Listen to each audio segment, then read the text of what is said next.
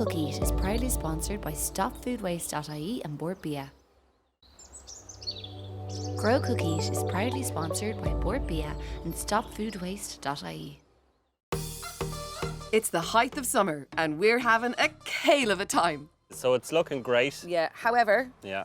I would imagine it's time to thin it out a little bit. Yeah, Because exactly. there's not enough space for it to keep growing. So what do we do? We'll take out the middle row Okay. and then every second one on the outside rows, and these can be used in salads or stir fries or whatever. They'd be delicious. They're Good. small enough to be used in salads. Yeah, okay. Any Yeah. particular thing or just go? No, we're going to take the whole thing, so give it a good old yank. There you go. There we go. And just snap off the leaves from about there.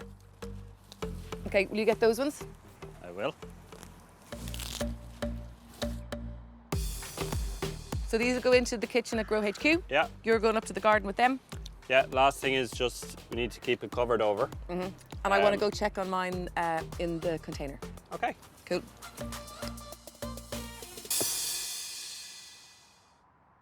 So the same rule applies. We need to thin all of this out to give it a little bit more space to grow. And Mick has told me I need to be even harsher than I would kind of automatically do. So pluck it out.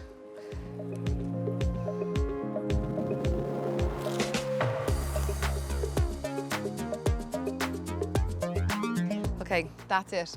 So Mick said to leave about 7. So naturally, I've left 8.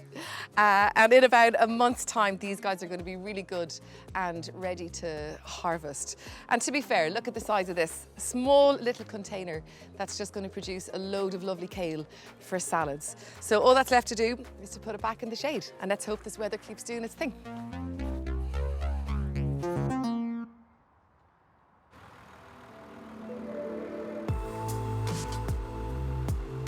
So we're always keeping a close eye on the horticulture industry, and it's an industry which is facing incredible pressures and challenges. To find out more, I've come to Kildare today, and we're here to talk to Paul Brophy, who's Ireland's largest broccoli producer, and he's going to tell us more.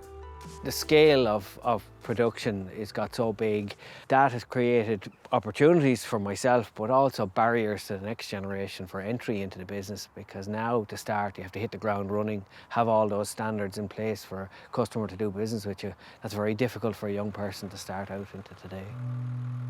Broccoli was a pretty unknown crop back, 20 years ago. It was an expanding market, so we tagged in on it. So we grew our business on the back of a product that was, expanding in demand. Are you buying plants in, or are they? Oh, no, we propagate all our own. From we grow seed? nursery from seed. Okay. We do about 10 million plants in a season. God. Yeah. 10 million plants. Yeah. That is amazing.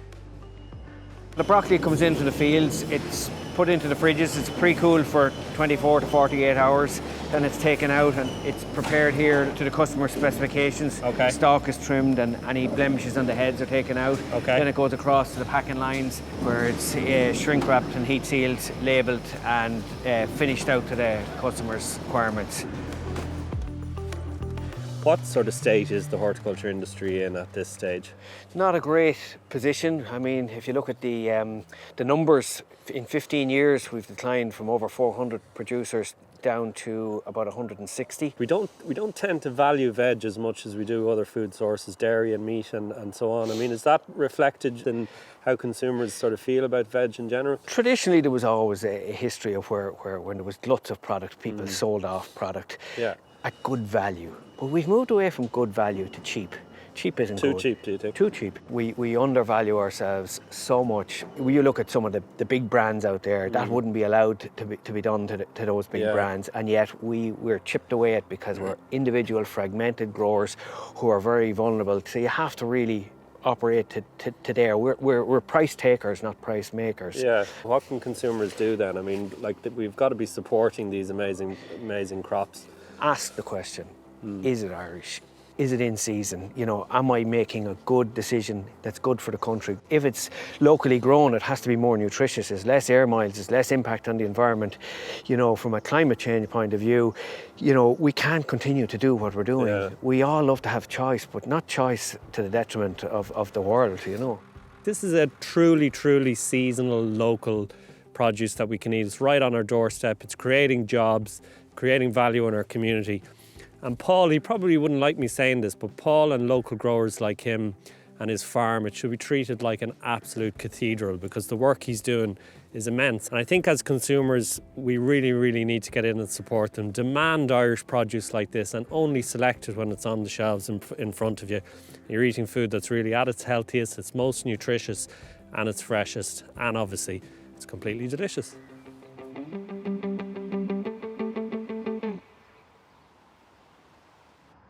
It's harvest time for our kale. Ooh, bags me first.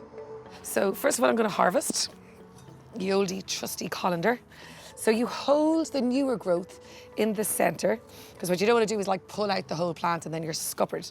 So hold the newer growth first and then gently take off those bigger leaves around them and throw on the bit of feed. So again, mix it up according to the instructions on the box. You don't want to, you want to resist temptation, which is what I always do, just put in that extra scoop, but don't stick with it because there's a method to the science behind it. That's great, big old drink. And here we have the netting. Like, I have to be honest, it was probably more by luck than design that these ones didn't get decimated by the pigeons, but I'm not going to chance it any further. So they're going to get covered over. Compost heap, kitchen, job done. So, let's check out my raised beds. Drum roll, please. Ta-da! Woo! Look at that. Check it out. Magnificence. Okay, kale to the chief, it has to be said. So we have our three varieties still. Yeah, so the thing to remember with these, I suppose, is that these are ready to start harvesting Cool. now, but with kale, it's always a kind of a rolling harvest. These are going to continue producing leaves right up until definitely February, March, possibly Wow. even into April of next year. So we start harvesting from the bottom, and as we harvest, the plant's going to continue to grow, get taller and taller and taller, and keep producing leaves at the top. Okay, know so what I mean? it's natural to expect the stalk to stay bare. Yeah, exactly. As the plant gets exactly. taller. It doesn't produce new leaves where an old leaf has been. It just grows taller. Right, enough of the chat. Enough chat, Let's yeah. Time get to get harvesting. harvesting. I'm starting up here.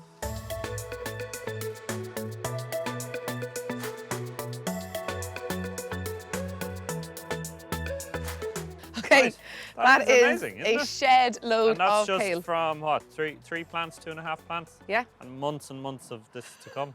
I have to say, I'm glad we have Katie to show us what to do with it because I wouldn't have a clue. Yeah. Should we bring it in? Can't see what wait she's to going see to do? what she does with this, yeah. This week, Katie is doing something really special with our veg. She's making a kale broth with potato gnocchi and cochinatier cheese. Firstly, I've got some spuds. These are some roosters. They're going to go into our oven at 200 degrees for about 45 minutes. Next thing I'm going to do is I'm going to take my shallots. I'm going to give them a little chop. So I'm going to take off the ends. Next up, we're going to put our little bits into the compost. Waste not, want not. We've got a little bit of garlic here. Not too small. And we're going to get some olive oil in. Nice.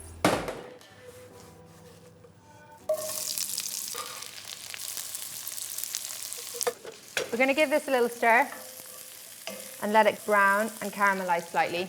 And while we're doing that, we'll work with the kale. We're going to de-stalk the lot. So we're going to take the kale, thumb and forefinger, and pull down. And then we're going to give everything a rough chop. You can kind of roll it all together into one big parcel as such. It seems like an awful lot, but it will wilt down to barely nothing.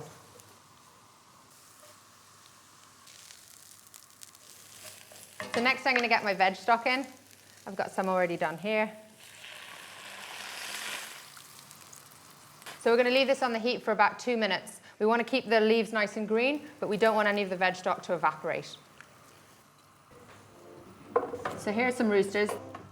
So I'm simply going to cut them in half. Still a little bit steamy. We're going to scoop out as much of the lovely potato as we can.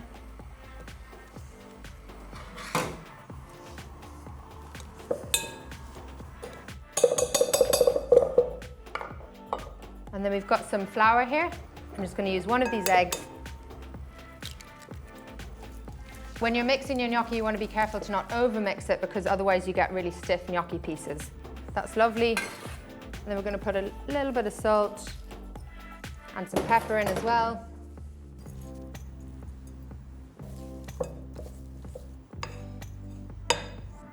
I'm going to flour the work surface a little bit, and I'm just going to bring it all off like this. We're just going to go it into 2 bits, and we're going to roll into sausage shapes.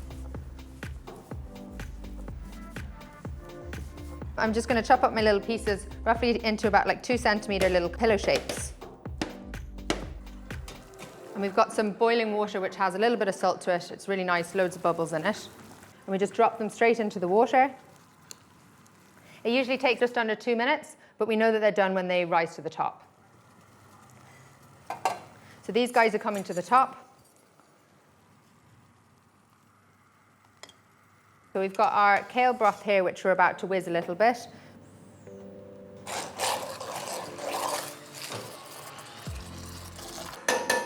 So we've put our kale back on the heat. We're going to get our little gnocchis, and they're just going to go back in to heat up. This is an Irish sheep's cheese called cosnatír. It's kind of like Parmesan in texture.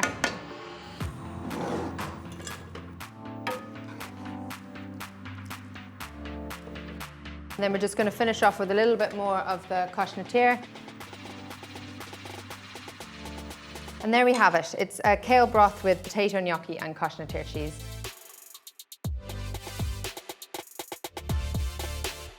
Hello, this smells absolutely delicious.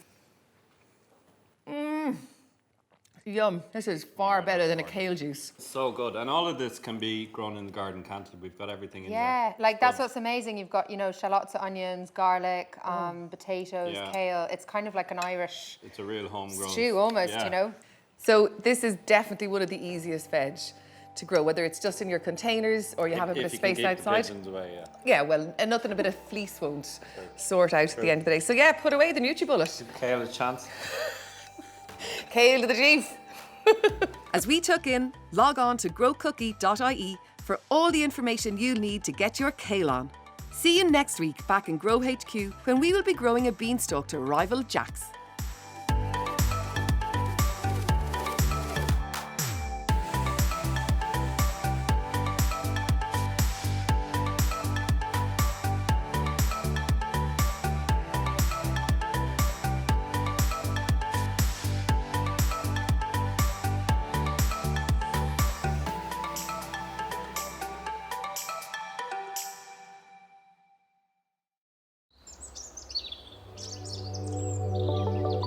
Grow Cookies is proudly sponsored by StopFoodWaste.ie and Bord Bia.